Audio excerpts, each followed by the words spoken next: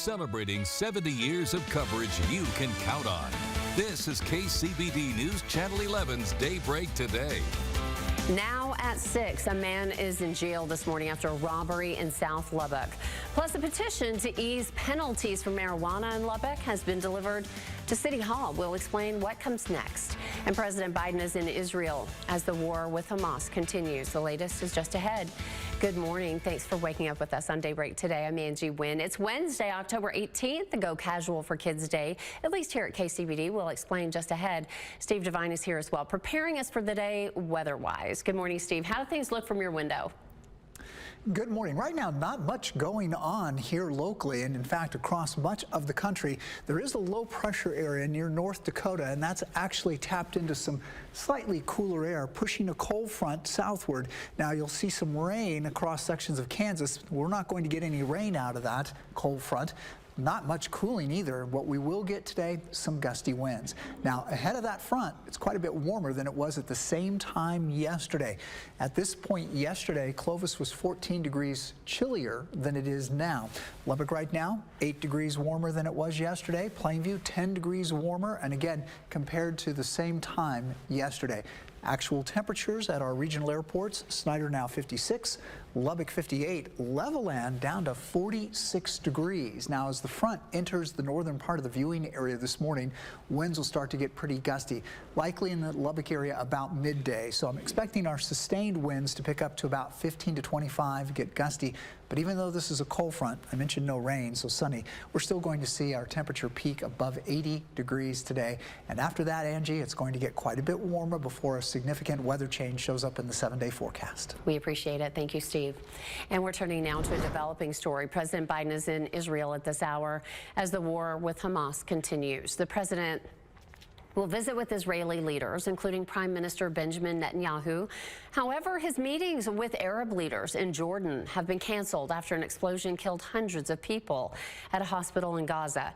Hamas is claiming an Israeli airstrike hit the building. However, Israel says it was a rocket fired by Islamic Jihad, another militant group.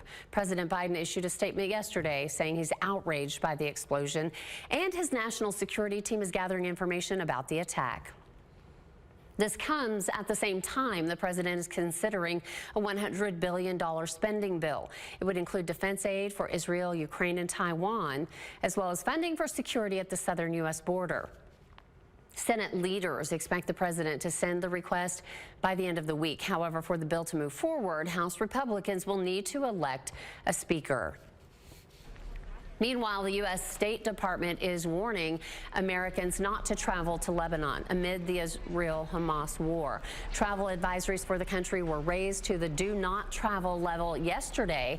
And this comes as Israel and Hezbollah, a Lebanon-based militant group, continue to exchange fire across the border. The advisory warns U.S. citizens who choose to travel in Lebanon may not be able to receive assistance from the U.S. Embassy. Here at home, a petition to ease penalties for marijuana in Lubbock will now be reviewed by the city secretary. Freedom Act Lubbock delivered a petition to City Hall yesterday. It calls for an ordinance to decriminalize possession of 4 ounces or less of marijuana for adults. The group says it collected more than 10,000 signatures, although only 4,800 were needed. We were actually able to convert some people who were a hard no over to a yes simply by explaining to them that this is not legalizing or increasing access here in the city at this point. What we're doing is saying that people who use marijuana on a personal level should not go to jail for that. And pretty much overwhelmingly people agreed with that. Whether they like the substance, whether they use it or not, they agreed that people should just not be in jail for it. Freedom Act Lubbock says the ordinance would not apply under certain circumstances, such as the person with marijuana is committing a crime, as part of organized crime, or as a juvenile. The city secretary will now go through those signatures on the petition to make sure they are registered voters. If enough are valid, the proposal will go before city council. If the council rejects the ordinance, it will go before voters, most likely in May. This morning, Lubbock police are asking for your help in finding a sex offender. Take a good look at your screen. 51-year-old Robert Cooks is a lifetime sex offender registrant. Police say he did not report his correct home address. So far, he's been unable to locate for a couple of months. He's 5'7" and 155 pounds. Officers say if you see him, do not approach him as they consider him armed and dangerous. Anyone with information on Cooks is instead asked to call the crime line. That number is 806-741-1000. You can submit tips anonymously and still be eligible for a reward. Meanwhile, a Lubbock man is in jail this morning after a robbery in South Lubbock. Police were called to the Family Dollar near 82nd and Avenue P last Wednesday afternoon. Investigators say 55-year-old Tommy Thomas entered the store claiming to be with the city of Lubbock. An employee says the man then led her to the other side of the store at gunpoint, demanding access to the safe. Thomas was arrested the next day and is now charged with robbery. In politics this morning, Lubbock Representative Dustin Burrows has a new challenger for his seat in the Texas House. West Texas farmer and businessman Wade Cowan announced his bid for the District 83 seat yesterday. Cowan has previously served as president and chairman of the American Soybean Association. Now, the election will take place next year with the primary on March 5th and general election November 5th. Now to Washington, where House Republicans have yet to fill the role of Speaker. Republican Representative Jim Jordan has a second vote scheduled for this morning. This after his first attempt to win the position failed yesterday due to lack of support. John Lawrence reports. Representative Jim Jordan is hoping the second time is the charm.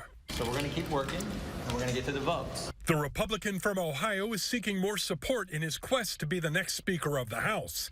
His first bid fell short Tuesday after 20 Republicans voted against him, including GOP Rep. Ken Buck of Colorado. Jim Jordan has talked about defunding the FBI. He's talked about some things that are fairly radical to most Americans, the folks in the middle who we need to win if we're going to win elections.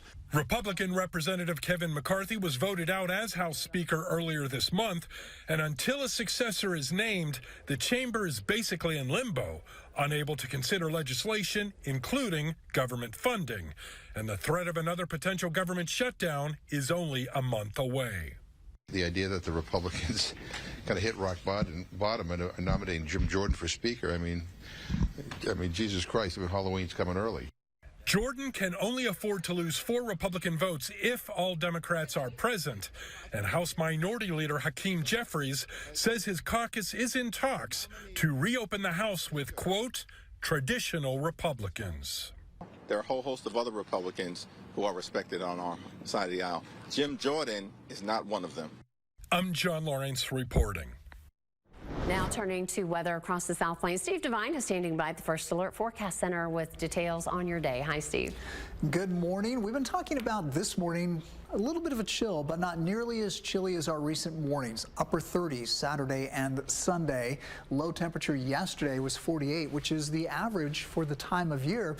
But you may notice the record low for the date, 32 degrees. That was back in 1976. Lubbock had a freeze on the date. By the way, Lubbock's earliest freeze on record, we got down to 31 degrees on October 7th, 1952. October 7th, 1952, got down to 31 degrees. Now, currently, watching an aircraft there on the northeast side of town. We have clear skies. There's just a little bit of a breeze in the area. Right now, it's up around 10 to 15 miles per hour. Lubbock Airport is 58 under a clear sky. The winds, though, will be shifting to the north following the arrival of a cold front this morning. Strongest winds will be in the north, likely the northwest, and across the area behind the front, we'll see the wind shifting to the north-northeast, speeds picking up to about 15 to 25. Gusts, though, around 30, give or take, but the wind speeds will be a bit stronger up here in the northwest, likely 20 to 30. We may get some gusts close to 40 for a while, especially around midday in that area. So overnight, those wind speeds will be dropping off. Sunny sky today, gusty winds, highs in the upper 70s in the northwest, Lubbock at 82. So even though this cold front comes through, still looking at some really mild temperatures, looking at upper 80s across the southeastern part of the viewing area. Coming up, though, in the next several days, we're going to see some warmer afternoons before a significant change in the 7-day forecast. We'll take a look at that here in just a few minutes, Angie. Steve, thank you. We'll check in again shortly. It's 6:09. Still to come on Daybreak today. A Texas Tech professor has extra funding for research. We'll look at the donor and how his research could impact treatment for lung disease. Plus, the Electric Reliability Council of Texas is taking steps to make sure your heat stays on this winter. We'll look into these stories next on Daybreak today. You're watching KCBD News Channel 11.